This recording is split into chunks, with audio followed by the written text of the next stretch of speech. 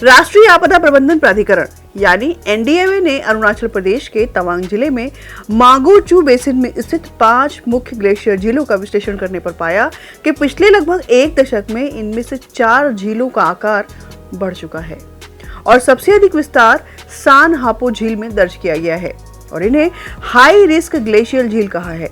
और जब किसी रिपोर्ट में हाई रिस्क ग्लेशियर लेक जैसे शब्दों का इस्तेमाल किया जाता है तो स्वाभाविक रूप से एक सवाल उठता है कि क्या हिमालय में कोई नया खतरा आकार ले रहा है।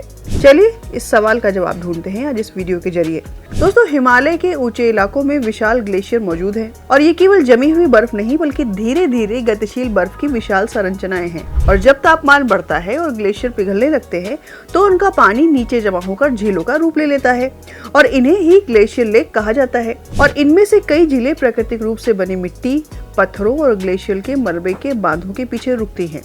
और जब तक यह प्राकृतिक बांध स्थिर है तब तक झील भी स्थिर रहती है। दोस्तों, समस्या तब शुरू होती है कि जब यह संतुलन बिगड़ने लगता है।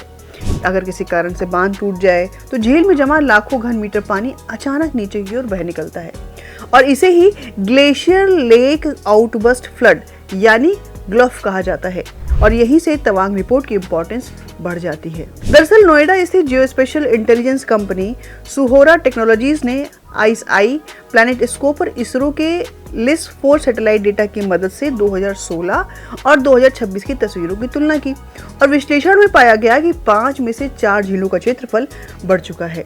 कुछ वर्षों में इसका क्षेत्रफल लगभग 78 हेक्टेयर से बढ़कर करीब 89 हेक्टेयर तक पहुंच गया है। एक और बात समझना जरूरी है कि झील का बड़ा होना और झील का खतरनाक होना दोनों अलग अलग बातें हैं।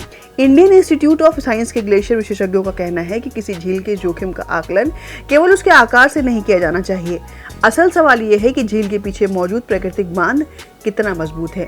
क्या उस क्षेत्र में भूस्खलन की संभावना है?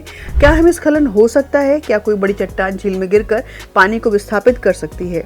इन सवालों के जवाब ही तय करते हैं कि कोई झील वास्तव में कितनी खतरनाक है। दोस्तों, अक्टूबर 2023 में सिक्किम के साउथ लोनक ग्लेशियर झील का प्राकृतिक बांध टूट गया था और कुछ ही समय में भारी मात्रा में पानी ने तीस्ता नदी घाटी में भारी तबाही मचाई। बाढ़ ने पुलों, सड़कों और हाइड्रो पावर परियोजनाओं को गंभीर नुकसान पहुंचाया और उस घटना ने एक बात स्पष्ट कर दी थी कि हिमालय में मौजूद हर ग्लेशियर झील केवल एक भौगोलिक संरचना नहीं है। कुछ परिस्थितियों में वही झील बड़ी आपदा का कारण बन सकती है।